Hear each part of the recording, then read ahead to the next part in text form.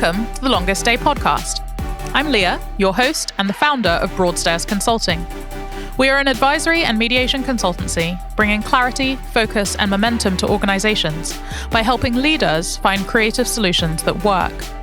We help rebuild relationships and facilitate effective dialogue.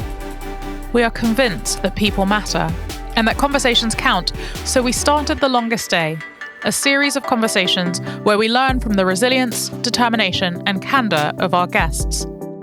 As they look back on their longest days, our hope is that it will empower you to look forward. We hope their stories will be a part of shaping yours. Today, we welcome George Osei-Oppong Jr, the co-owner and CEO of HostHelp. HostHelp is a digital company providing cloud web hosting, SEO, research, software, and data services. George's role is to lead the development of the company over the short and long term, ensuring that the company maintains high social responsibility. George had an early love for technology, gadgets, and problem solving. He's a seasoned IT professional with many years' experience, including time at Sainsbury's head office, Nationwide, and IBM. He's started his IT consultancy TouchBills during that time and scaled it to an over 500k valuation in less than 3 years with no external investment. George has also been involved in a few different business ventures and now has over 150 companies in his portfolio, including angel investments in companies such as Cheeky Panda. Alongside his business and investing career, George has also written 2 books. He's recorded 2 audiobooks alongside them and a podcast album, the first of its kind to be streamed on all the major streaming platforms. Well, George, thank you so much for being willing to come on The Longest Day. Perhaps you would like to tell us about your longest day. Yeah, sure. Well, thank you for having me.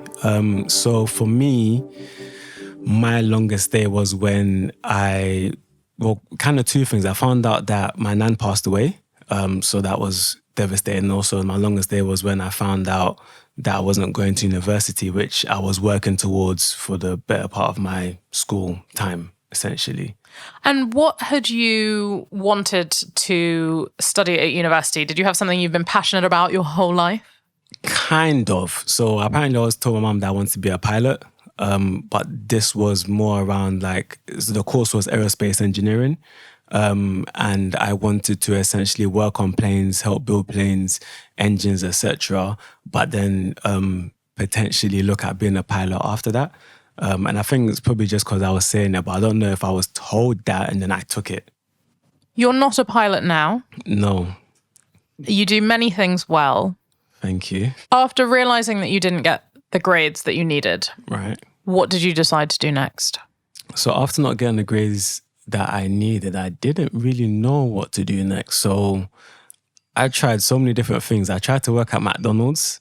I tried to work at Matalan because I felt like I needed to get a job at that point because I was like, this is over.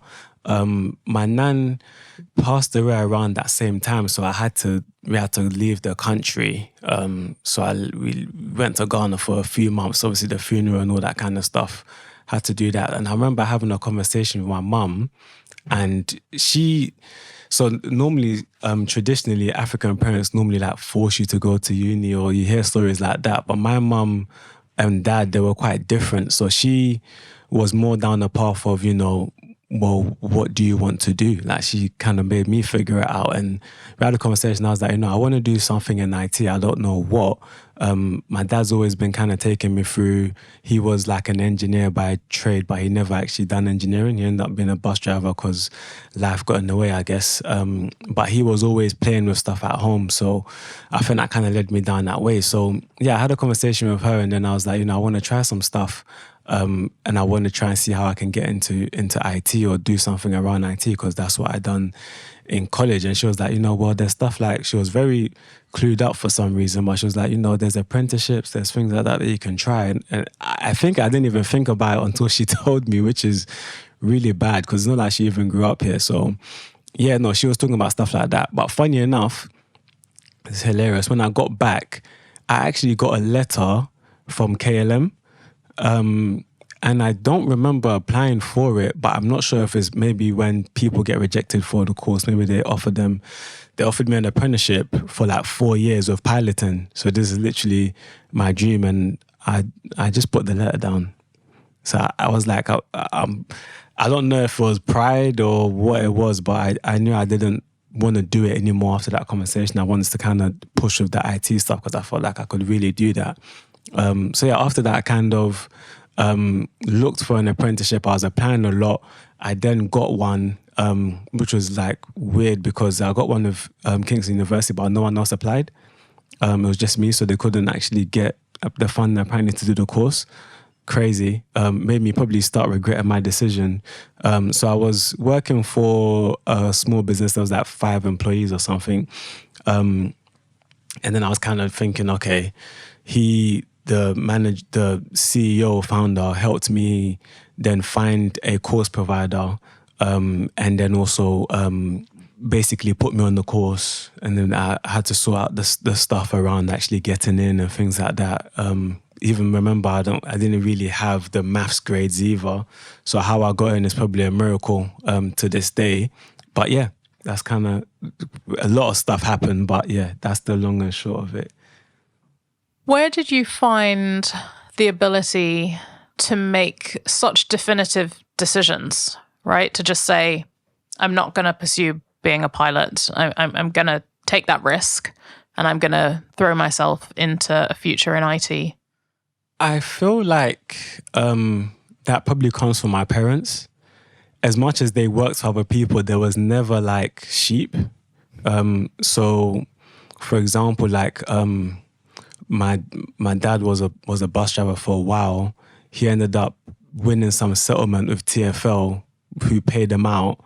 Don't know how he did it. Paid him out, and he actually used that to buy a house in Ghana, for example. My mum, she came here, done lots of other like random jobs and stuff to basically fund some businesses that she was doing back home. So like a taxi, she had like a couple of taxis and things like that. They've always been doing stuff, and they've always done what they said they're gonna do. And I was never a sheep either. And I think that kind of showed in maybe like unconventional behavior, especially in school. Like all my teachers from primary school used to say, oh, I don't know how true it was, but there was like, George is bright, but he always like, disrupts the class, or he does this, he does that. I some degree have a big problem with listening to authority and just like staying in line. So I think that kind of comes out, that part also helps me with that stuff. And I've always been someone to try stuff. So even if I've got something wrong and I may not have a great feeling about trying something, but I'll just try it anyway. That I don't know where, I'll probably have to really dig deep to figure out where that stuff comes from. But I know I saw my parents do a lot of stuff and they were never like beaten by anybody. They was always kind of the ones making sure that they are in control to some degree of what they're doing. So I think that's kind of where I got that from. And I think also from my dad doing the engineering stuff, even though he didn't pursue it, he always kind of did what he wanted to do. And same with my mom, like there was never anybody controlling anyone or anything like that. They were kind of like free spirits. So I think I probably learned it from there. You're obviously an entrepreneur now. And one of the challenges for entrepreneurs is to both be resilient, but the flip side of that is obviously managing disappointment. Yep. How did your longest day help you become an entrepreneur? Don't like the word. That's the first thing. I think probably because everyone uses it and I've always been against things that everyone uses. So I think there's a couple of things. I think me not listening to authority to some degree is part of the reason how my career has shaped how it's been. So when I was at the small business doing my apprenticeship, I remember saying to the founder that, I really want to learn everything. I want to understand how the business works because I just want to provide as much value as I can. I want to really grow in the role. And he was like, if you learn too much, you'll be dangerous.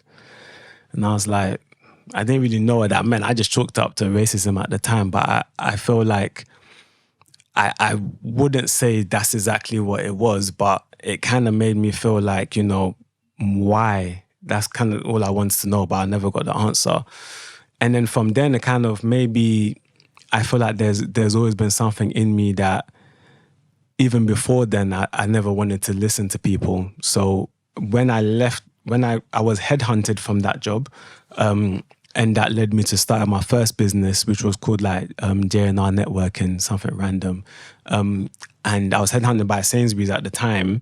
And after like a 10-minute conversation, they brought me on as a contractor, which was something like foreign because I've never heard of it before, which needed me to have an accountant, set up a company. I didn't know what was happening. And that kind of gave me a freedom, even though I was still technically working a 9-to-5. I could say I don't want to come in tomorrow, not come in. Obviously, I could probably lose my contract, but I could still do what I wanted. And so that went on for about 6 out of the 10 years that I was there, that I was just, I guess, working in different corporates and doing all that stuff. I think through all of that stuff, there was a point where one of my managers had a baby, and obviously paternity leave is like two weeks or something. I didn't realize how quick 2 weeks went. And when he came back, he was like, super excited about having his child, but he couldn't be with his child during the time that he was at work. And I felt like that was quite an injustice. So all of those things kind of made me always know that I wanted to have my own thing, but I saw it from an investment point of view, and because I've always kind of thought like an investor, whereas not that I want to use people's time, but it was more of a case that you want to have money without having to work a 9-to-5. How do you do that, have freedom, and still cash generate without having to work a 9-to-5? Those are the kind of things that was in my head. So tried a lot of different things to get there. I started a car dealership at some point while I was working, and that resulted in me, because I was contracting, I was taking breaks to go and sell cars and come back, and that wasn't working. I felt like I couldn't do that full time. Tried a lot of other things and just didn't hit. But I think what accelerated that for me was COVID. So during COVID, I've already been looking to invest in maybe like 2012, 2013. I was already thinking about it. COVID happened for me in November 2019. And I already had all those companies. So I thought, this is the first step to me kind of getting what I want, and obviously doing angel investments and things like that. But then I realized that that's also finite to some degree. And that's really based around how much money I can afford to lose for a period of time. Because for a return, great to have dividends and stuff. That's always going to be good. But you have to invest a certain level for that dividends to then trickle down to a way that makes sense for you to live without needing more money.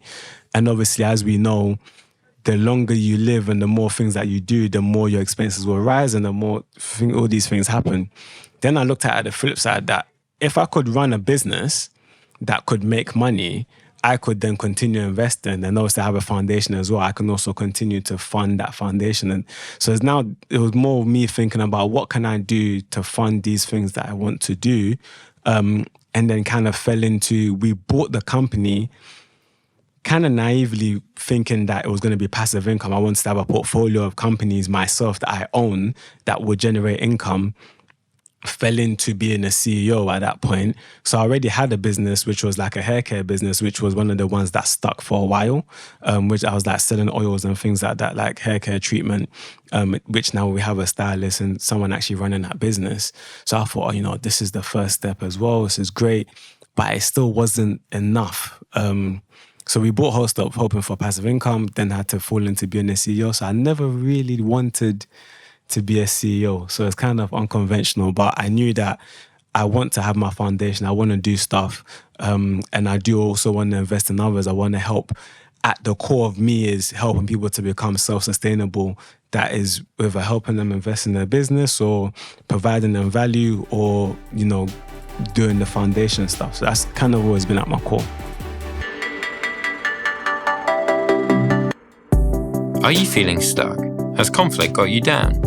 Have you considered mediation? Mediation is a confidential and flexible way to resolve conflicts. 86% of all mediations end in a solution, saving time, money, and stress for all involved.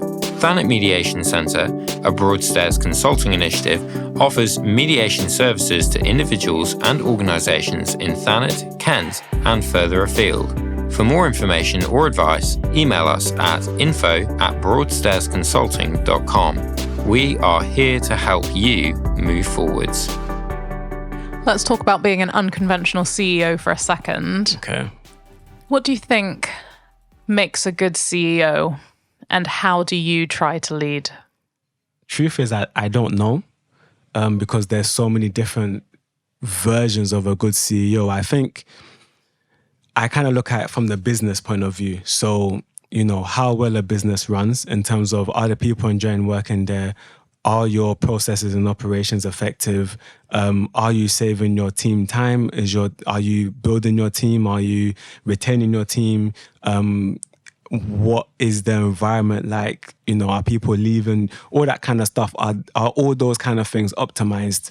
And then I also look at how the financials of a business, even though it's not a CEO's thing, but as a new CEO or as someone that is starting a business or things like that, you need to be the person that is your CFO for a certain amount of time before you can afford one.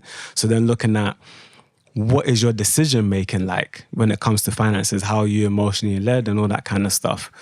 Kind of like a good leader, and what's always been in my mind, just from being young and seeing things, is always someone that doesn't send you somewhere that they haven't been before, and which is essentially leading from the front and back. So, for example, with my team and with Host Up and any of my businesses, there's not something that I couldn't tell someone to do that I haven't done before. So, because I saw it in a lot of big companies before, where I've had a CTO ask me to help them with their Outlook, which didn't make sense to me, because it's like, you're the chief technology officer, you don't know how technology works. That doesn't make sense. So everybody in my team has to have working knowledge. Even if you're a manager, you have to have working knowledge, because then we're not going to grow if people don't understand. You can't tell someone to do something they don't know how that works, essentially. What have you learned about yourself in the process of taking on the mantle of being CEO? So, one, I've learned that you have to know how to suffer and still be able to be highly effective.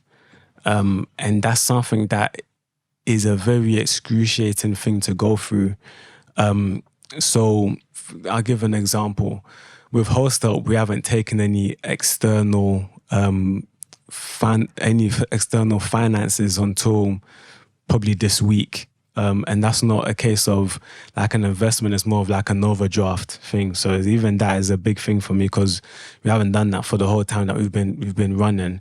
And we essentially had to go through years of no revenue, because we couldn't make revenue, because we didn't have the foundation to actually offer anything to anybody. So we went through that whole time, and I was obviously doing other stuff during that time, but the turning point and where I actually turned on the pain essentially was when I left corporate. So any ties of corporate that I had to generate revenue went out the window.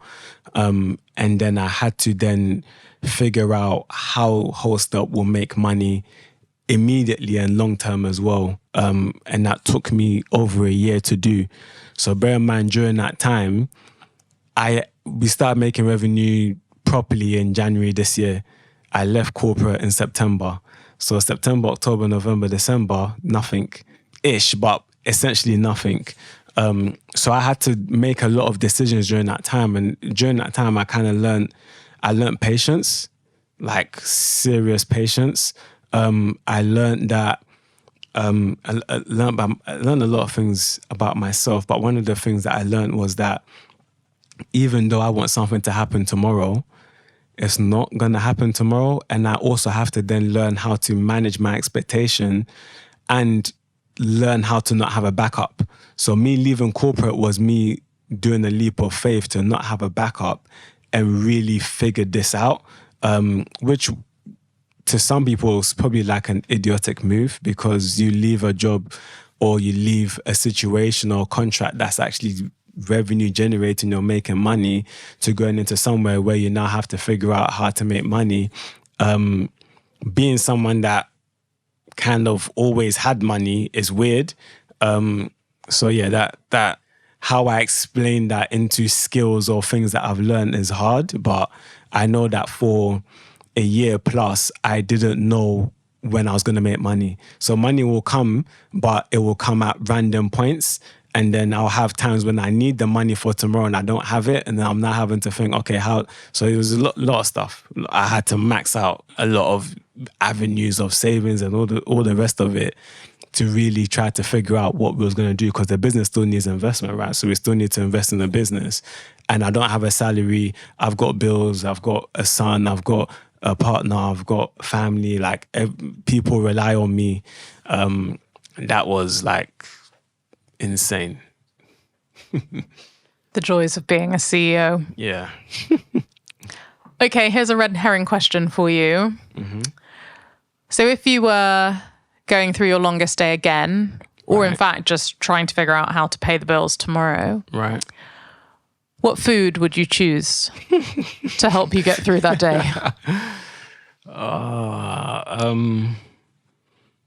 You know what? Not so much food. Probably a place that has the food is probably Burger and Lobster. That's probably the place.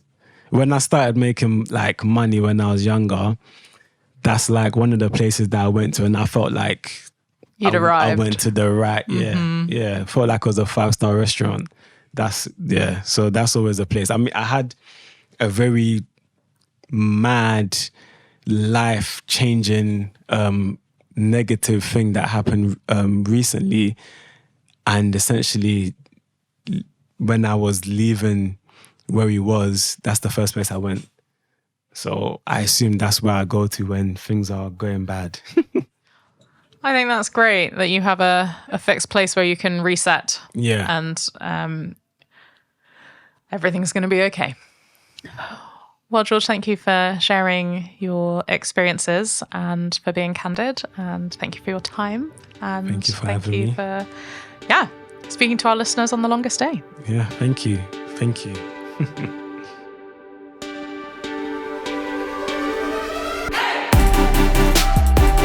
You've been listening to a Broadstairs Consulting Limited podcast.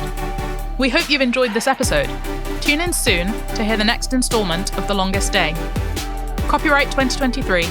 Production copyright Broadstairs Consulting Limited. All rights reserved.